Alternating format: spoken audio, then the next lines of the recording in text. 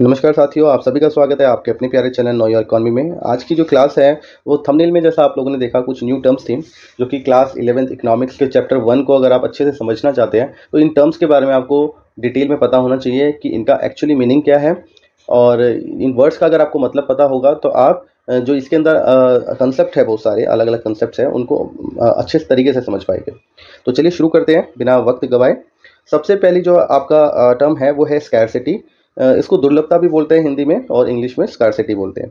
देखिए, स्कैरसिटी का मतलब होता है जब हम बेसिकली किसी चीज़ की बात करते हैं मार्केट में, हम किसी भी चीज़ के बारे में बोले कि इस चीज़ की जो है स्कार्सिटी है, हाँ, या ये दुर्लभ है ये चीज़। तो दुर्लभ स्कैरसिटी का मतलब ये है कि वो चीज़ की जो मार्केट में डिमांड है, वो डिमांड जो है उसकी सप्लाई, उसकी अवेलेबिलिटी के कंपैरिजन में बहुत ज़्यादा है। यानी कि डिमांड ज़्यादा है एंड सप्लाई कम है उस चीज़ की, वो अवेलेबल कम है मार्केट में। तो ऐसी चीज़ के लिए हम बोलते हैं कि वो स्कार्सिटी में है, यानी कि वो स्कार है। ऐसी कंडीशन को, ऐसी सिचुएशन को हम स्कार्सिटी बोल सकते हैं उस चीज़ के लिए। ठीक है, चाहे वो रॉ मटेरियल हो, चाहे वो फिनिश गुड हो, चाहे वो ह्यूमन मटेरियल हो, कोई भी चीज़ हो, एवरीथिंग, कोई भी ऐसी चीज़ है जो कि डिमांड ज़्यादा है, सप्लाई कम है, अवेलेबिलिटीज़ कम है मार्केट में, दैट इज़ स्कार्सिटी। क्लियर है ये चीज़? गुड्स की बात करते हैं।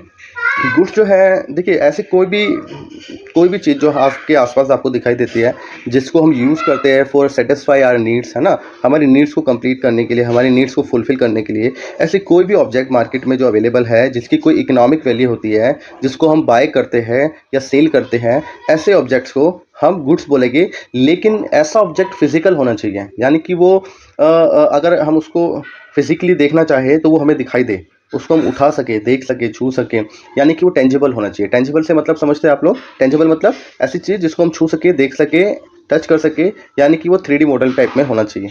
ठीक है, तो उसको हम गुड्स बोलते हैं। क्लियर है ये चीज़? नेक्स्ट है आपका सर्विसेज। देखिए, अभी हमने बात करी गुड्स की, तो गुड्स को हमने ऐसी सारे ऑब्जेक्ट्स की बात करी थी जो कि हमारी नीड्स को फुलफिल करते हैं। ठीक है, उनको हम यूज़ करते हैं, उससे हमारी कोई जो नीड्स है वो सेटिस्फाई हो जाती है, कंप्लीट हो जाती है, फुलफिल हो जाती है। अब हम सर्विसेज की बात करें तो सर्विस भी ऐसी ही चीज़ है मार्केट में जो हमें अवेलेबल होती है, जिसका हम यूज़ करते हैं उस सर्विस का, एंड उस सर्विस को यूज़ करके हमारी कोई नीड कंप्लीट होती है ना, नीड फुलफिल होती है, या हम सेटिस्फाइड फील करते हैं। ठीक है, उसकी भी एक इकोनॉमिक वैल्यू होती है। तो ऐसी चीज़ों को सर्विस कहेंगे। लेकिन सर्विसेज की बात यह है, ये नॉन टेंजिबल होती है। जैसे कि इसको हम छू नहीं सकते, इसको हम स्टोर नहीं कर सकते, इसको हम देख नहीं सकते, इसको हम बस अवेल कर सकते हैं। एंड उसको, जैसे कि एक डॉक्टर की सर्विस जो है, डॉक्टर जो सर्विस हमें देता है, उसको हम ना तो स्टोर कर सकते हैं, ना इसको हम छू सकते हैं, देख सकते हैं। तो डॉक्टर को तो छू सकते हैं, डॉक्टर तो एक इंसान है, लेकिन डॉक्टर जो सर्विस दे रहा है एक्चुअली में सर्विसेज वो है। टीचर जो सर्विस दे रहा है, टीचर की सर्विस वो है। ठीक है, चौकीदार सर्विस दे रहा है कि वो आपकी घर की रखवाली कर रहा है, आपके जो भी आपका प्रोजेक्ट प्रॉपर्टी है उसकी रखवाली कर रहा है, तो वो सर्विसेज है उनकी। ठीक है, उसको हम स्टोर नहीं कर सकते, देख नहीं सकते, उसको बस अवेल कर सकते हैं एंड सेटिस्फाइड फील कर सकते हैं। तो दिस इज सर्विस।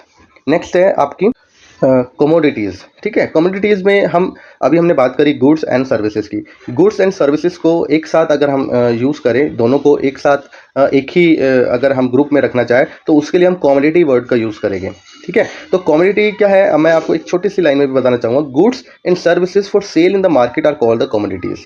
यानी कि गुड्स और सर्विसेज जो दोनों मार्केट में सेल के लिए अवेलेबल है, उसको हम क्या बोलते हैं, कमोडिटीज़ बोलते हैं। तो गुड्स डिनोट मटीरियल गुड्स हो गए, और सर्विस डिनोट किसके लिए यहाँ पे डिनोट करती है, नॉन मटीरियल गुड्स के लिए। ठीक है, देखिए, वांट्स की बात करते हैं अब। वांट्स जो, या डिज़ायर या इच्छाएं जो हमारी होती हैं, ये ना ही प्राइस देखती हैं, ना ही ये हमारी कैपेसिटी देखती है कि क्या हमारे पास उतने रिसोर्सेज है कि हम जो डिज़ायर कर रहे हैं, जो हमारी इच्छा है, जो हमारे मन कर रहा है उसको लेने का, तो वो क्या हम सच में अफोर्ड कर सकते हैं। तो ये बिना सोचे समझे जो हम ऐसी इच्छाएं रख लेते हैं, उन्हीं के लिए यहाँ पे इकोनॉमिक्स के अंदर वांट्स या डिज़ायर वर्ड का यूज़ किया जाता है, इच्छाओं का यूज़ किया जाता है। वहीं दूसरी ओर डिमांड जो होती है, डिमांड का वर्ड तब यूज़ किया जाता है जब हम उस चीज़ की इच्छा तो रख रहे हैं कि हाँ भाई, मेरे को कार चाहिए, और कार चाहिए और पैसे नहीं है मेरे पास 2 रुपये भी, तो उस वक्त तो ये मेरी इच्छा हो गई। लेकिन जब मैं कहूँ कार चाहिए और मेरे पास पैसे भी है खरीदने के लिए, और ख़रीदने से पैसे है, यानी रिसोर्सेज है, सिर्फ उतना ही काफ़ी नहीं है, वो रिसोर्सेज को मैं सेक्रीफाइस करने के लिए तैयार हूँ उस ऑब्जेक्ट को लेने के लिए जो मैं डिज़ायर कर रहा हूँ, है ना। उसको लेने के लिए, रिसीव करने के लिए, उसको पाने के लिए मेरे पास जो रिसोर्स है, यानी कि यहाँ पे मनी की बात कर रहा हूँ, वो मैं सेक्रीफाइस करने के लिए तैयार हूँ। तो उस वक्त ये जब तीनों चीज़ें साथ में आ जाती है तो वो डिमांड बन जाता है। वो क्या बन जाता है? डिमांड। तो वांट्स एंड डिमांड में ऐसे हम डिफरेंशिएट भी कर सकते हैं। ठीक है, नेक्स्ट आपका है रिसोर्सेज।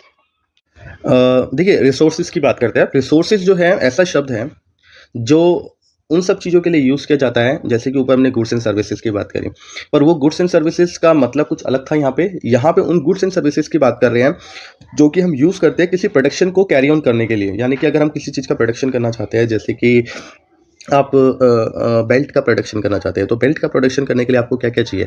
एक बेल्ट का प्रोडक्शन करने के लिए हमें रॉ मटेरियल चाहिए, ठीक है, साथ में कुछ लेबर चाहिए, हमें कुछ कैपिटल चाहिए इन्वेस्टमेंट करने के लिए, ताकि हम लैंड खरीद सकें, है ना, और कुछ मशीनरीज खरीद सकें, रॉ मटेरियल खरीद सकें। हमें लैंड चाहिए जहाँ पे हमें वो सारी चीज़ें मतलब असेंबल करके बिजनेस स्टार्ट करेंगे। हमें एक एंटरप्रेन्योर चाहिए जो कि बिजनेस को स्टार्ट करेगा, जो कि रिस्क लेगा, जो कि इन सब चीज़ों को मैनेज करेगा, है ना। तो ये सारी चीज़ें हमारे रिसोर्सेज है। अब इन रिसोर्सेज को कई तरीके से हम डिवाइड कर सकते हैं, man made resources, natural resources, ठीक है, और दूसरा तरीका कुछ कन्वेंशनली जैसे हम बात करते आए हैं, लैंड, और यानी कि फैक्टर ऑफ प्रोडक्शन में क्या क्या होता है, लैंड, लेबर्स, कैपिटल, एंटरप्रेन्योर, ये चार तरीके से हम इसको डिवाइड कर देते हैं। नेक्स्ट हम बात कर सकते हैं हाउस होल्ड और फर्म्स की। ठीक है, हाउस होल्ड को एक इंडिविजुअली मैं बात करना चाहूँ, हाउस होल्ड एक ऐसी इंडिविजुअल यूनिट भी बोल सकते हैं, इंस्टीट्यूशनल यूनिट होती है, जिसका मेन फंक्शन ही होता है कंजप्शन करना। कंजप्शन करती है, यानी कि देखिए, एक ह्यूमन बीइंग जो होता है वो क्या करता है, वो अपनी वांट्स को सेटिस्फाई करने के लिए कुछ सर्विसेज प्रोवाइड करता है, कुछ काम करता है, कोई ना कोई ऐसा वर्क अपने लिए ढूंढता है जिससे उसको कुछ अर्निंग हो सके और बदले में वो अपनी वांट्स को सेटिस्फाई कर सके। और वो वांट्स का क्या क्या करता है? वांट्स मतलब कोई गुड्स एंड सर्विसेज को कंज्यूम करता है। तो हम कह सकते हैं जो एक हाउस होल्ड है, एक फैमिली है, वो एक ऐसी यूनिट है जिसका मेन एक्टिविटी है कंजप्शन करना। कंजप्शन करता है और बदले में सर्विसेज प्रोवाइड करता है प्रोडक्शन के अंदर, यानी प्रोडक्शन करना है किसी भी कमोडिटी का, तो उसके अंदर पहले सर्विसेज प्रोवाइड करता है, देन कंजप्शन करता है। तो एक हाउस होल्ड का मतलब समझ में आ गया। अब बात करते हैं हम फर्म की। फर्म क्या है? वो भी एक ऐसी एक इंस्टीट्यूशनल यूनिट है जिसका मेन फंक्शन होता है प्रोडक्शन करना। हाउस होल्ड का मेन फंक्शन है कंजप्शन करना, और फर्म का मेन फंक्शन है प्रोडक्शन करना। ठीक, अब ये प्रोडक्शन कौन करता है? प्रोडक्शन जो है एंटरप्रेन्योर करवाता है, एक मालिक होता है, जो कि एक ही मालिक हो सकता है या फिर कुछ ग्रुप भी हो सकता है या एक कंपनी भी हो सकती है, कई लोगों से मिलकर बनी।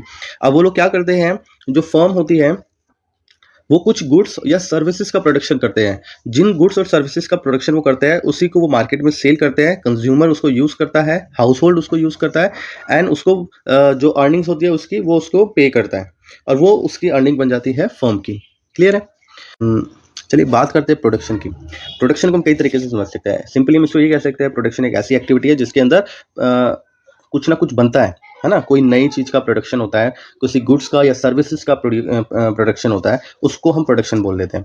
दूसरा हम ये कह सकते हैं, जब एक कोई ऐसा मेथड है प्रोडक्शन जिसके अंदर हम कोई इनपुट डालते हैं, इनपुट मतलब कोई रॉ मटेरियल डालते हैं, और उस रॉ मटेरियल को चेंज करते हैं फिनिश गुड्स में, यानी कि यूजफुल गुड्स में उसको चेंज करते हैं, और उसको हम प्रोडक्शन कहते हैं। ये जो पूरा ट्रांसफॉर्मेशन हुआ एक इनपुट का रॉ मटेरियल का फिनिश गुड्स में, यूजफुल गुड्स में, इसको हम प्रोडक्शन कहते हैं। या हम कह सकते हैं किसी भी चीज़ की, या जो ऑब्जेक्ट हम उसके अंदर इनपुट की तरह डाल रहे हैं, उसकी वैल्यू को बढ़ा देना, उसकी यूटिलिटी को बढ़ा देना, यानी कि उससे यूज़ करने से लोगों को जो सेटिस्फेक्शन लेवल है वो ज़्यादा हो जाएगा।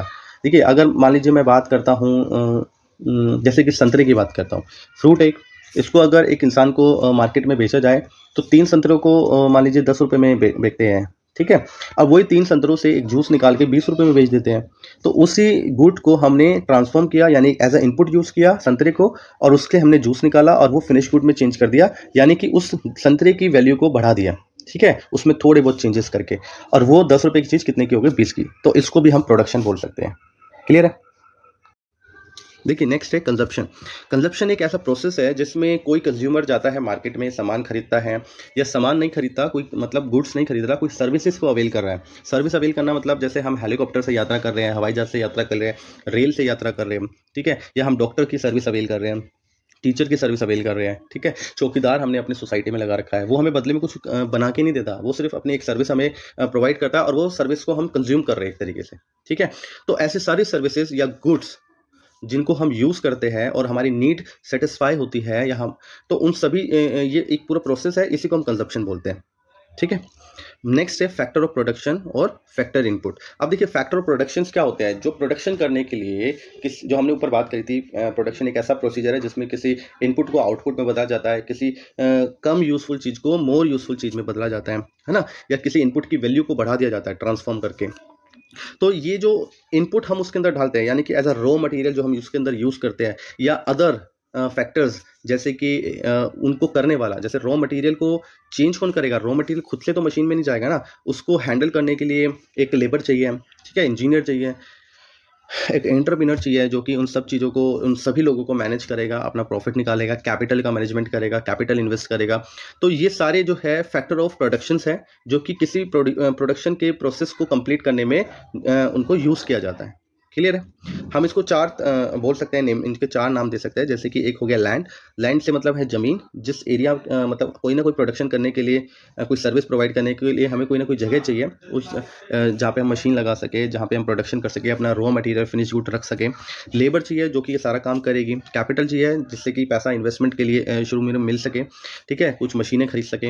एंटरप्राइजेस चाहिए, यानी कि एक ऐसा सिस्टम, एक व्यक्ति चाहिए या एक ग्रुप ऑफ फर्म चाहिए, ये ग्रुप ऑफ पीपल चाहिए जो कि इन सब चीज़ों का मैनेजमेंट लेगा अपने हाथ में और इन सब चीज़ों को एक साथ ला के काम करेगा, ठीक है। तो वो सब फैक्टर ऑफ प्रोडक्शन हो जाते हैं। क्लियर है यहाँ पर? ये सारी चीज़ें जो है आप एक बार फिर से रिवाइज कर लेना, ताकि इन सब चीज़ों को अगर आप समझ गए तो आगे आने वाले जितने भी हमारे टॉपिक्स हैं इंट्रोडक्शन से माइक्रो इकोनॉमिक्स में, वो सभी आपको बहुत ही ईजिली समझ में आएंगे। धन्यवाद। वीडियो पसंद आई हो तो लाइक और चैनल को सब्सक्राइब करना मत भूलना। दोस्तों को शेयर करो। धन्यवाद।